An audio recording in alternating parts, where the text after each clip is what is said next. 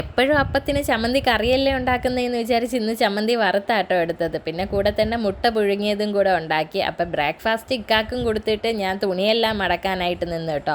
പിന്നെ ഒരു കാര്യം മറന്നുപോയി, എൻ്റെ മോളുടെ മുടിയൊക്കെ കൊണ്ടുപോയി വെട്ടി കേട്ടോ. ആദ്യമായിട്ടാണ് പുറത്ത് കൊണ്ടുപോയി വെട്ടിയത്. വമ്പൻ സീനായിരുന്നു, കരച്ചിലും ബഹളവും. അതുകൊണ്ടാണ് വീഡിയോ ഒന്നും എടുക്കാൻ പറ്റാത്തത്. പിന്നെ മേലിൽ കയറി വന്നത് എന്തെന്ന് വെച്ച് കഴിഞ്ഞാൽ എൻ്റെ കല്യാണ ഡ്രസ്സെല്ലാം ഉണക്കാൻ കൊണ്ടുവന്നിട്ടിരിക്കുക കേട്ടോ. പിന്നെ നേരെ വന്ന് ചോറും വെച്ച്. അപ്പോൾ ഇന്ന് അയല മീനാണ് കിട്ടിയത്. കുറച്ചെടുത്ത് കറിയും വെച്ച് കുറച്ച് പൊരിക്കാനും വെച്ച്. പിന്നെ എൻ്റെ ഇക്ക മലക്കറിയിൽ ആകെ വെണ്ടയ്ക്ക മാത്രമേ കഴിക്കുള്ളൂ. അതുകൊണ്ട് ഇക്കാക്ക് വെണ്ടയ്ക്ക മെഴുക്ക് പുരട്ടിയും വെച്ച്. എൻ്റെ മോൾ അത് കഴിക്കത്തുമില്ല, അതുകൊണ്ട് അവൾക്ക് ക്യാരറ്റാട്ടോ വെച്ചത്.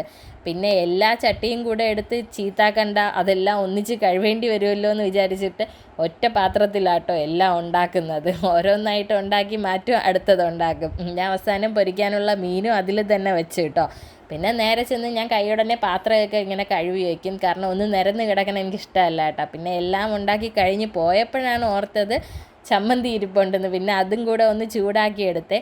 അപ്പോൾ ഉച്ചത്തെ കാര്യമൊക്കെ കഴിഞ്ഞ് പിന്നെ ഇക്കാനെ കൊണ്ടാട്ടോ ഇട്ട ഡ്രസ്സെല്ലാം തിരിച്ചെടിപ്പിച്ചത്. കായികപരമായിട്ട് അധ്വാനിക്കട്ടെ എന്ന് വിചാരിച്ചു. പിന്നെ ഇതൊക്കെ മടക്കി വെക്കണതാട്ടോ എൻ്റെ ടാസ്ക്. അവസാനം ഒരുവിധം എല്ലാം പെട്ടെന്ന് തന്നെ മടക്കി വെച്ച്. ഇതിൻ്റെ ഇടയിൽ എൻ്റെ ഇക്ക അപ്പുറത്ത് വന്നിന്ന് പറയുന്നുണ്ട്, നമുക്കിന്ന് പുറത്ത് പോയാലോ, ഒന്ന് പോകണമെന്നുണ്ടെങ്കിൽ പെട്ടെന്ന് റെഡി ആവണമെന്നും പറഞ്ഞ്. പിന്നെ ഒന്നും നോക്കിയില്ല, പെട്ടെന്ന് ചെന്ന് മോൾക്ക് വേണ്ടിയിട്ട് ജ്യൂസും അടിച്ചു കൊടുത്ത്. എന്നിട്ട് നേരെ ഞാനും റെഡിയായി, അവളെയും റെഡിയാക്കി ഇറക്കി. അപ്പോൾ എങ്ങോട്ടാണ് പോയതെന്നുള്ളതൊക്കെ അടുത്ത വീഡിയോയിൽ കാണാം കേട്ടോ.